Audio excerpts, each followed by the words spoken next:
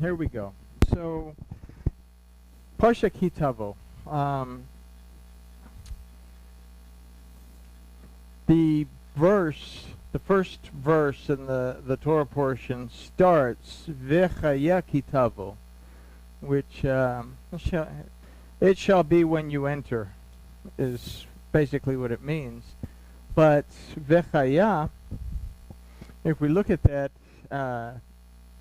Chaya means to exist. Okay? Ki is a word that means truthfully, assuredly. This is going to happen. And then Tavo comes from the root bo, that means to enter into. Okay?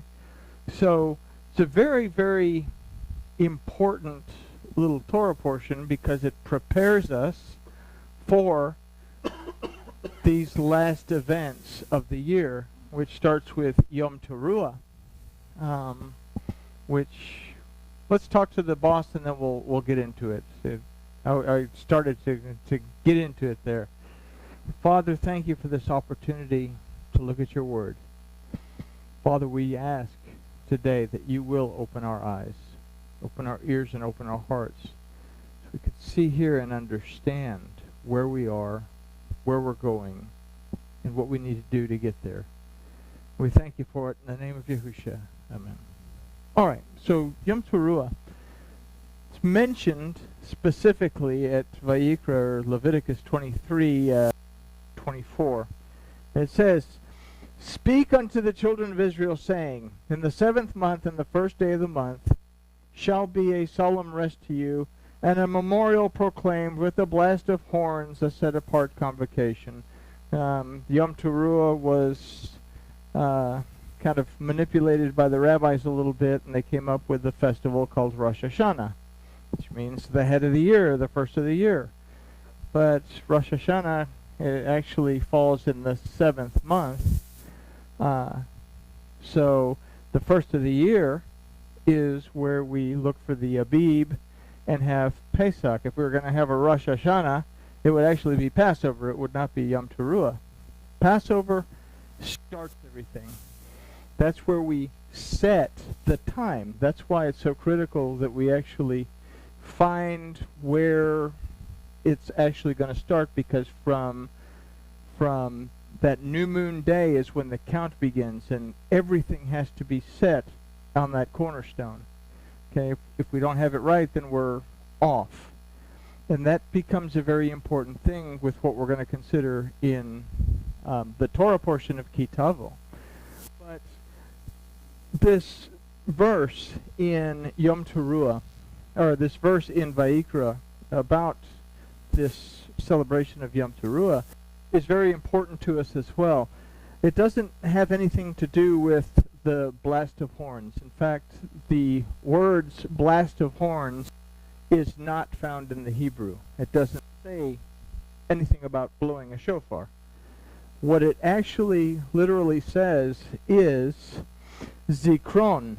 Zikron. This is a reminder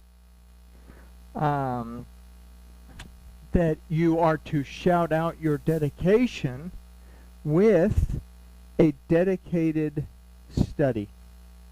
Okay? Because what are we doing here is we are making that final determination. Am I listening to the voice of Yahuwah Elohim in my life, or am I dependent on someone else to tell me what it says? The two things that were said in Shemot. Before the 10 Commandments were given, they said, everything that Yahuwah Elohim says, that we will do. We're so excited. A little bit of thunder, a little bit of lightning, shofars blasting, and in the voice of the shofar coming out the 10 Commandments, the people are so distracted, they go to Moses and say, we can't hear this. You listen for us and tell us what it says. We have a little bit later on, they fashion out 2 silver trumpets to call the people in, because they can't hear the voice of Elohim in the shofar. They have to be dependent on the silver trumpets. So Yom Teruah, and what we're going to talk about Tavo, is you're entering into existence, because that's where we are going now. This the last stretch before Sukkot, which we've discussed in the past, is a representation of entering into the world to come, the millennium, the 1,000 years, 7 days. If we read in the book of Jubilees, we find that the Adam died before his first day was up. He was 930 years old. Jubilees say it was 1,000 years. So, but they were in the garden for a period of 7 years, according to the book of Jubilees. So, brings us to Shemini Atzeret, which is the 8th day. The 8th day is the day after that white throne judgment, where when we've fallen short during this millennium, because we will fall short, the choice is going to be whether we acknowledge the fact that we have gone contrary to what our Elohim has told us during this period of time. Are we willing to acknowledge it? Teshuvah. Again, Adam, the Adam, he wasn't Adam until the 4th chapter of Bereshit. Ish and Isha, the sin was not that they ate from the tree. The sin was that they refused to acknowledge that they'd eaten from the tree, and they tried to be deceptive about it, and that's what started the whole ball rolling. So in this whole thing, are we prepared? So what Tavo is talking about is the offering of the first fruits. Okay, that's the first thing. Then it has a very interesting verse in there that we'll talk about a little bit, that it says, "And you will speak to the children of Israel, and they will say, my father was a wandering Armenian who went down to Egypt." So why is there an ordinance that basically the people are commanded to remember this particular event? Something, it deals a whole lot with getting to hear. And I'm getting way ahead of, well, actually, this isn't even part of this. So, this is an older study. We looked at this, but it's a very important study, so I want to look at it again, and then we'll discuss it again a little bit more on Tuesday. But it begins with the offering of first fruits of one's harvest after entering into the promised land. It's an oath that was given presenting the fruits. A Cohen, to the Cohen, a mention is made concerning Jacob's trial with Laban and the trials that were endured in Egypt. And this is a very interesting little, not really a prayer, it's a statement that you'll make. You'll remember this. That, again, I'm getting ahead of myself, the part about the father and the Armenian and coming out of Egypt. So we're going to look at Devarim 26, 1 through 5. And so we start off with one that says, "And it shall be, when you have come into the land which Yahuwah Elohecha gives you for an inheritance, and do possess it, and dwell therein." So right off the bat, we see that this is Yahuwah Elohecha. Right off the bat, when we see Elohecha, it's talking to us directly as individuals. So this is a message to whoever is reading it in our day and age. It's directly to us. It's not to a group. Okay? So let's consider first that by entering into a new land, which represents to us a new life, this is not just any land or life. This is the one that Yahuwah, your, again, personal Elohim, has given you as an inheritance. So we have this word for inheritance, which is nachala, that also means an heirloom or an estate. So consider the importance of either one of those. Both of these require care. I mean, you have heirlooms, you have to take care of them, or they will no longer be heirlooms. You don't give them to your 2-year-old grandchild, because, 2-year-olds can destroy a solid steel ball bearing if you let them. Okay? And an estate is the same thing. You have to take care of the estate. So it's a very important thing. Now we have this idea that we have to be very, very careful in taking care of what we've been given. Our inheritance, what we've been given, is not only the life that we have, but also the inheritance is the opportunity to enter into the world to come after the end of the age of the Adam. Okay? We have a glimpse as to when that is in Bereshit. Elohim says, "My spirit will not reside with humankind forever, because he is flesh. Let his days be numbered to 120 years." We're all going to die when we hit 120, which is fine, because I have a life insurance policy that expires at 121, so I'm good to go. But what it's actually talking about is 120 jubilees, 6,000 years. Now, we don't know when that started, so we don't know when it's going to finish. But we do know when it's going to occur. So we can be ready, we can be prepared. Okay? So entering into the promised land is our inheritance. Taking care of that inheritance is something that we do now in order to be prepared to enter into it. So, inheritance. The word for possess is virishta, that gives us a glimpse as to what being responsible in our care of what Yahuwah has given us, as well as to look a look at what to expect if we do not care for it. And this is the life that Elohim has entrusted to us. This word finds its root in yaresh, that on the positive side means to inherit, to possess, and to occupy. But on the negative side, it means to dispossess, to destroy, and to bring to ruin. So we have a choice in Tavo that if we are going to enter into the existence that is our inheritance, we have to begin to take care of it or not. If we take care of it, then the outcome is that we will enter in and possess it. If we don't take care of it, the outcome is that, well, it will come to ruin for us, and we will end up with nothing. We'll end up outside the gate, which is something that we look at in Yom Kippur. There's a reason that we blow the shofar at the end of Yom Kippur. We blow the shofar as we're closing the ark on the Torah, because when the shofar blasts at Yom Kippur and that door closes, that is the final opportunity to make teshuvah. And at the end of the last Jubilee, when that shofar is blasting, if no teshuvah is made by the time that door closes, well, that's it. There is no opportunity to make teshuvah once you are outside the gate. So our life is to either make the choice to take care of our inheritance or not.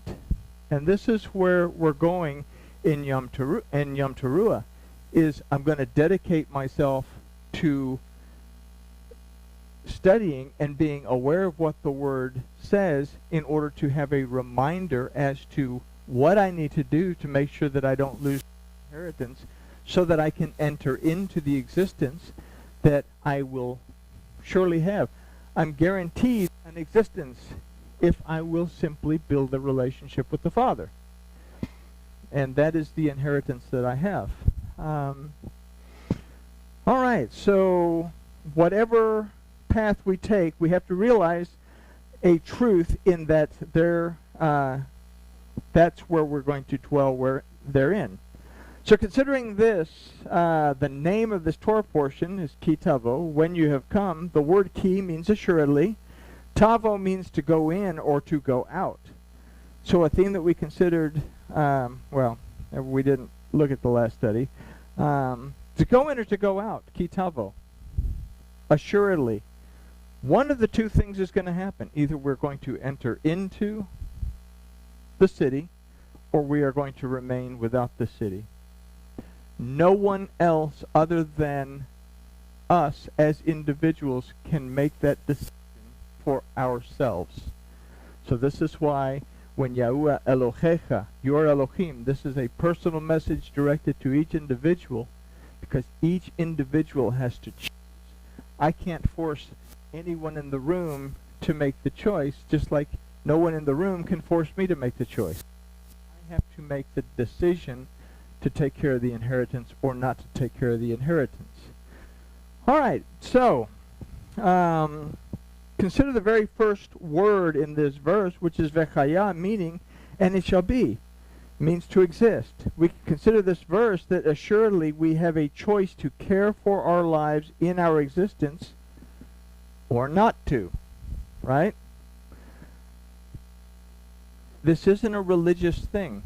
If I believe that Yahuwah Elohim exists, if I believe that in every aspect of my life, at every moment of my life, there is a power that is there to bring manifestation into my life, but there is also at every moment of my life and every time of my, or every aspect of my life, a mighty judge who has the authority to redeem me, deliver me, restore me, heal me, and bring me rest, then I have to become aware that the choice to take care of this life or not to take care of this life is also dependent on the relationship that I have with Yahuwah Elohim. And understanding it goes beyond simply that first aspect, do I believe that Yahuwah Elohim exists? Am I aware of his presence? And then more important than that, am I aware that he is aware of my existence? Okay, because if I'm aware that he's aware of me,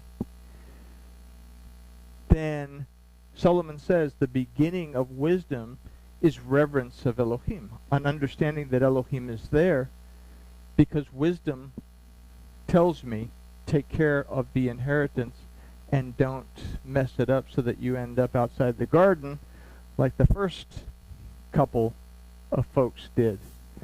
All right, so verse 2.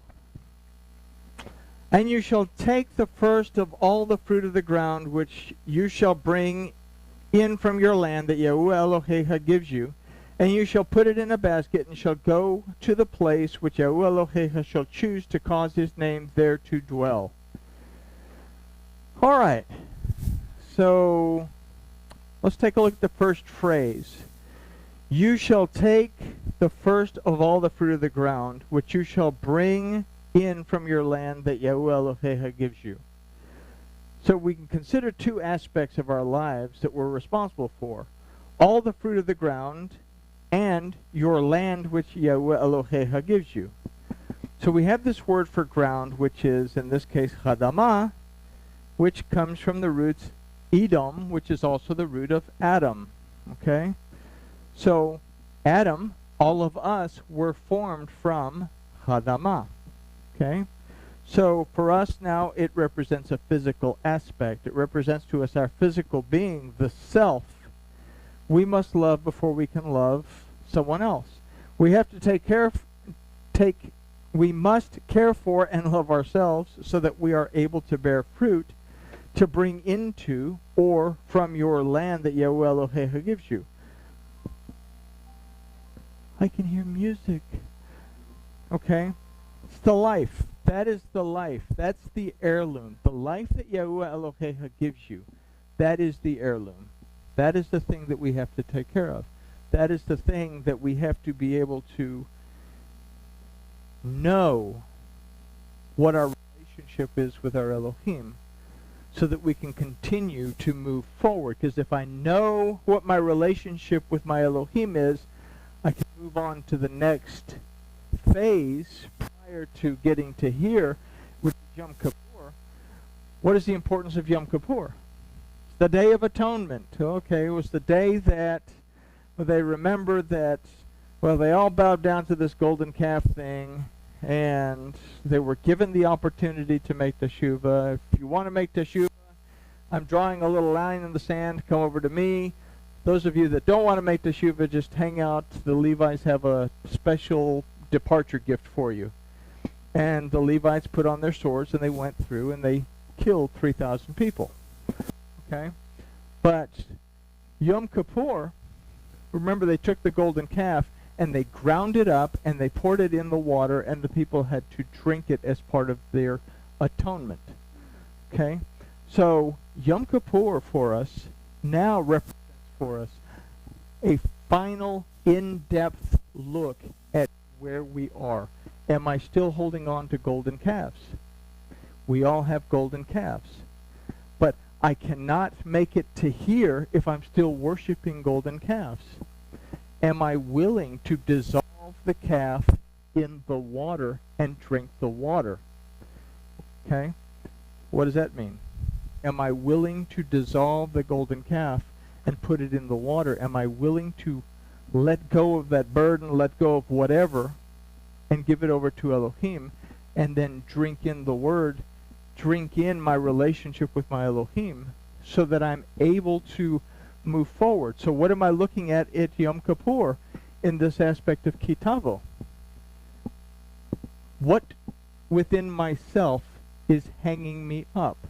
We talked about this kind of sort of in Kitetzai, where it used the word ve'adam, which was kind of a weird idea, that when you hang a man on a tree, don't leave him, but a man, they used the word ve'adam, which was kind of strange. They didn't use the words ha'adam. Ha'adam would make sense, a man, the man, but they put up ve'adam, which actually means in the man, okay? Which gave us an idea that something spiritual is jammed up inside that we have to release. So what I'm looking at in Yom Kippur, I cannot bring the first fruits of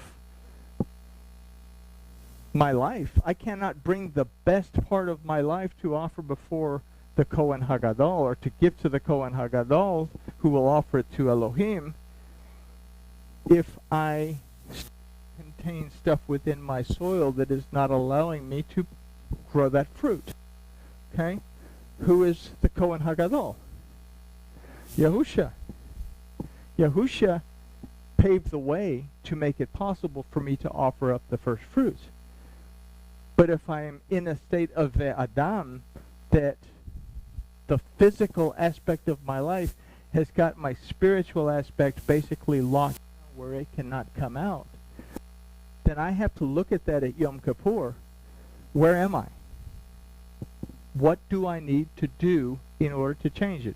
We have the first three questions of the Bible that we look at. Where are you? Who told you?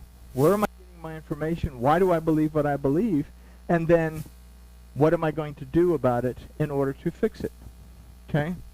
So Yom Kippur becomes a very important thing for us at this particular time.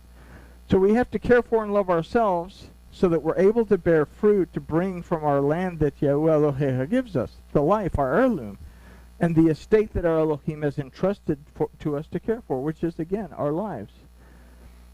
So we are to put this into the basket. The word for basket is vetene, that means basket. But it poses a question that we have to ask. How am I viewing the self and the life it inhabits from my point of view or from Elohim's point of view? Now we have a picture which is pretty easy to draw. This is the proto-Sinaitic pictograph of the letter Tet. Okay? So I'm putting the first fruits in my basket. I'm putting my first fruits in Tet. So what does that mean? I'm still here. I'm wanting to offer my best. I'm still working on making atonement. I'm not really even making atonement. I'm still looking at myself so that I can be prepared to offer that first fruits. But the choice that I now have is in this letter Tet. All Hebrew letters are composed of other Hebrew letters with the exception of the letter Yod. Yod stands alone. In this case, we have the letter Vav that represents humankind bowing down before the Zion that represents the protection, the nourishment, the rest that comes from the word of Yahuwah Elohim. So I'm reverencing Elohim by and through his word and being dependent on him in taking care of the heirloom that I have. Or the other aspect of it is that it looks like the Nakash. it looks like the serpent, because the other aspect of not taking care of the heirloom is that I allow myself to be enticed by the Satan away from my Elohim. I yield to the evil inclination instead of yielding to the goodly inclination in my life, which brings me separation. So how am I viewing the self and the life it inhabits? From my point of view or from Yahuwah Elohim's point of view? Again, we have this tet that represents our choice to submit to Elohim by and through his word, or to crawl on our bellies like the serpent while submitting ourselves to the enticements of the Satan. Consider the letters in the word teneh that means basket.